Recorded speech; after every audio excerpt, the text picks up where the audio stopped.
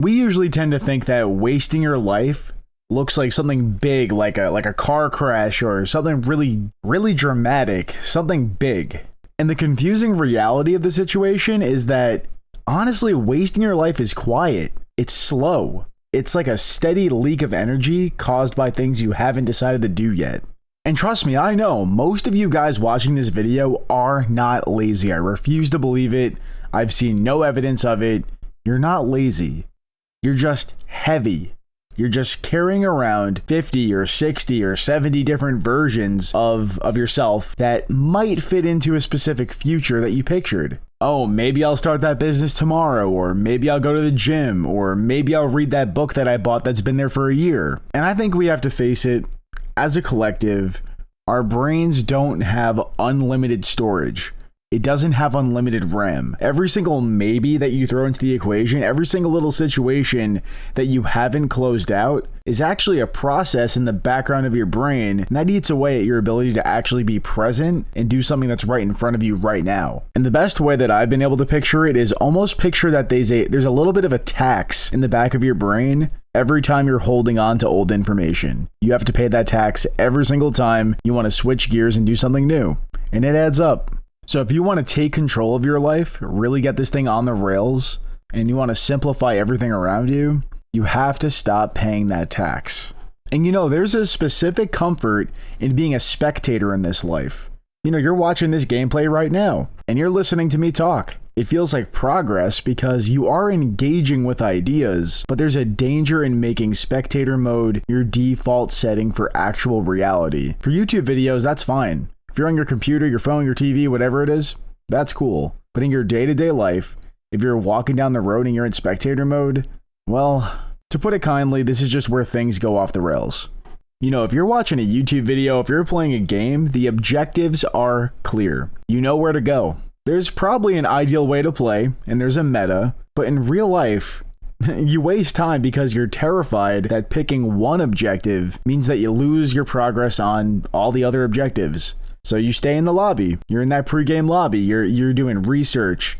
You're preparing. You're making your, quote unquote best class setup. And you're just waiting for a sign. Someone to come just pick you up and take you to where you should be.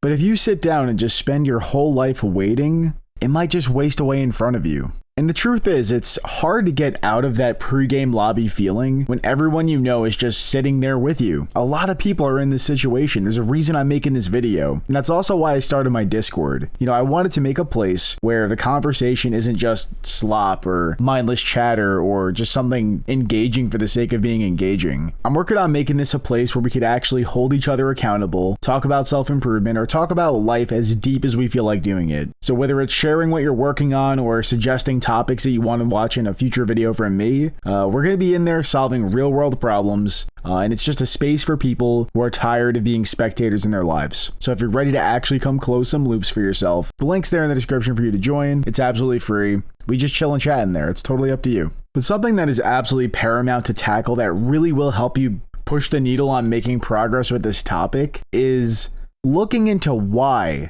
you actually waste hours on your phone when you should be doing something else. Objectively, there's something else out there for you to do. This isn't a lack of willpower. This isn't because you're lazy. It's an internal floor plan issue. We've built lives where the bad things are zero friction and where the good things are high friction. It's just like in business, and you're looking at your customer base. You get the outcome that you incentivize, not the one that's ideal. So not for nothing, if your phone is in your pocket, the distance between boredom and dopamine is just about 3 inches away. If your guitar is in its case and it's in the closet behind a giant pile of laundry or whatever you have in your closet, the distance between wanting to play and actually doing the playing, it's about 10 minutes of manual labor. So you do the math on that and tell me what's likely to happen. I mean, dude, the thumb swipe is going to win every single time. It doesn't mean you're lazy. That means you're human. If your main goal is to simplify your life, it means you have to also simplify and then rearrange the things that are friction in your life. Personally, I recommend making the things you want to do the easiest path in the room. For example, if you want to write, keep that laptop open. If you want to lift, the weights stay in the hallway, not in the closet, in the hallway if you have to. If it really matters, put it in the bathroom for all I care. The point is, put them in the way. And this might sound a little bit cornball of me to say, but honestly, what's in the way eventually becomes the way. Don't be afraid to force yourself to trip over your goals. And this goes hand in hand with one of the most dangerous parts of your day. It exists within these liminal spaces of sorts. You know, the 20 minutes between getting home from work or school or whatever and starting dinner, that hour after you wake up, but before you start actually working. These are transition traps. That's what they are. You know, we've become allergic to the silence of moving from just one normal task to another. You know, we use our cell phone or our computer as a bridge to get through the boredom of a transition. And then the bridge becomes the destination somehow. You know, you look up and the 20 minutes became 2 hours or 3 hours.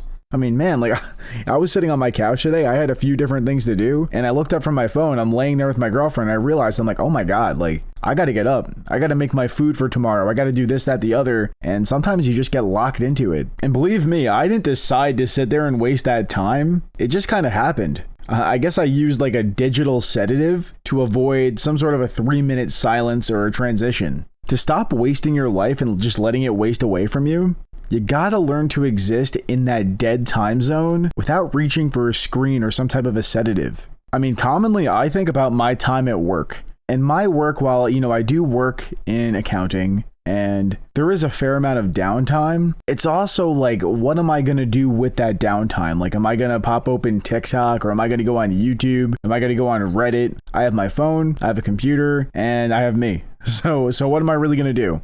And something that I've opted to do is like, well, you know, I will have a little bit of TikTok time or YouTube time. Like nobody's perfect. And I know I definitely am not. I will also take half of my lunch break and I'll spend it on going towards a goal. You know, that could be making a doctor's appointment. That could be working on certifications because I'm actually working on a certification right now to learn about personal training. So that's kind of something that I'm interested on the side. But also I've used it to call in a prescription to my doctor or make an appointment or catch up with friends. That feels a lot more productive than some random person I don't know on TikTok. And doing esteemable acts like this are easily the most practical way to simplify your life.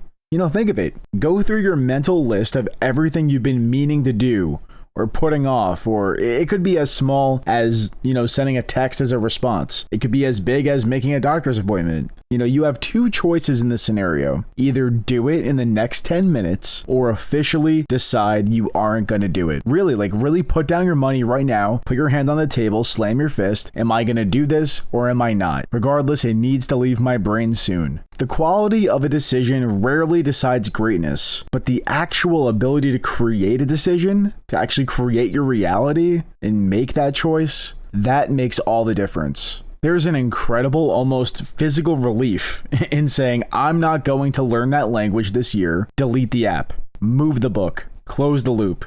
Don't respond to the text. Don't call them back. Every no you say to a maybe goal gives you a massive injection of energy and time for maybe the one or two things you actually care about, you actually should do. Not things that you put off, things that you actually want to do. Like, oh, I want to catch up with my friend, but I'm obligated to do X, Y, and Z. I don't really care about X, Y, and Z. It's not productive for my life. So I'm going to nix out X, Y, and Z and make plans with my friend. It's a net positive, even if I feel a little weird about deleting some tasks in my head. And then all of a sudden, that time doesn't seem so wasted.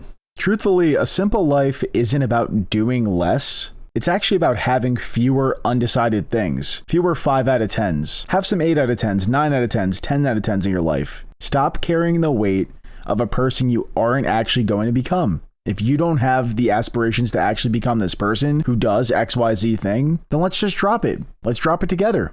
You know, we sit here and we waste our lives because we're waiting for the montage. You know, I guess we want some sort of a cinematic shift where everything suddenly locks into gear and feels right. But it's not going to happen. And the older you get, the more perspective that you gain, you realize it's not going to happen. And maybe you don't even want that to happen. That would be weird.